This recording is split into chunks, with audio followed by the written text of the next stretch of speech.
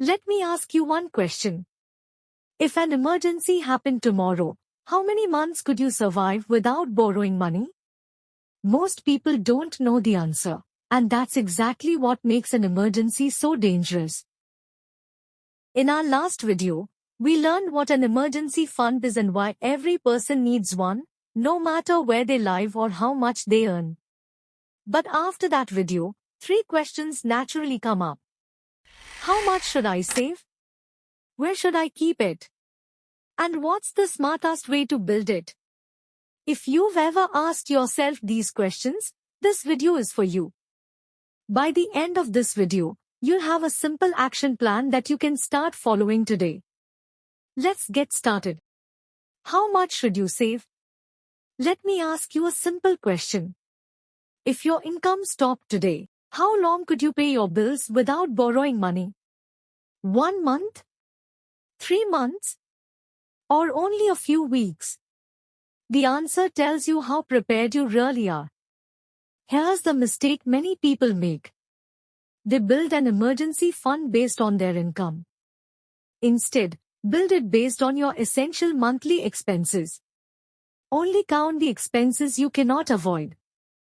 Housing, food, utilities, medicine, insurance, transportation, and other basic living costs. Now imagine your essential expenses for 1 month are X. If you have a stable job, aim to save 3 to 6 months of those expenses. If you are self-employed, a freelancer, or your income changes from month to month, try saving 6 to 12 months of expenses. The goal isn't to copy someone else's number. The goal is to give yourself enough time to recover from an unexpected situation without going into debt. Remember this simple line. Your lifestyle decides your emergency fund, not your income. Where should you keep it? Now let's answer the most important question. Where should you keep your emergency fund? Some people leave everything in cash. Some invest all of it in the stock market. Others put it into high-risk investments hoping for better returns. But remember, an emergency fund has only one job. To be there when you need it most. That's why I use a simple framework called the emergency fund formula. Instead of keeping everything in one place, divide it into 3 parts. 20% in a savings account. This is your first line of defense. Money you can access almost immediately.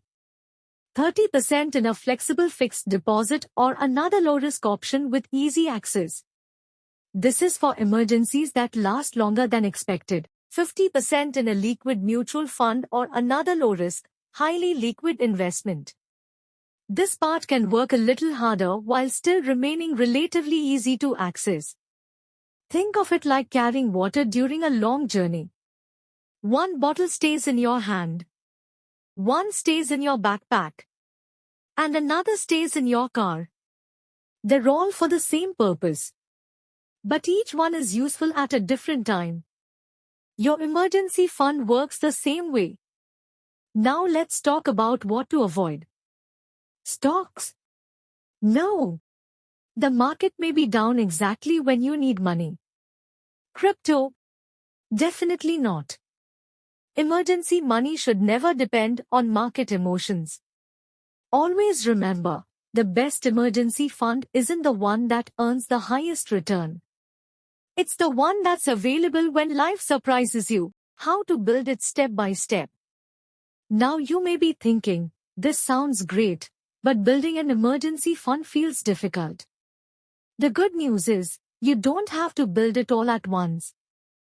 Build it one step at a time. Here's a simple 3-step plan. Step 1. Calculate your monthly essential expenses. Then multiply them by the number of months you want to protect. That's your target. Step 2. Choose a fixed amount or percentage of your income to save every month. Set up an automatic transfer if possible. Save first. Spend what's left. Not the other way around. Step 3. Protect your emergency fund. Use it only for real emergencies. losing your job, unexpected medical expenses, essential home or car repairs, family emergencies, a vacation, a shopping sale, or the latest gadget. Those are not emergencies. When life is going well, keep building it. When life gets difficult, let it do the job it was created for. And most importantly, start today. Even a small amount saved consistently is better than waiting for the perfect time. Because emergencies don't wait until you're ready. If you found this video helpful, subscribe to Moneymatics. Before you leave, I want you to answer one question. If an emergency happened tomorrow, how many months could you survive without borrowing money? Think about that honestly. Because financial freedom doesn't begin with investing. It begins with being prepared. Start building your emergency fund today. Even if it's a small amount. Your future self will thank you. And in the next part of video we will answer another important questions. Subscribe and stay connected. Before we end this video, let's quickly recap.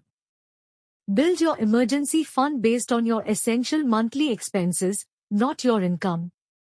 Keep enough to cover 3 to 6 months of expenses if your income is stable, and 6 to 12 months if your income is unpredictable. Emergency fund formula.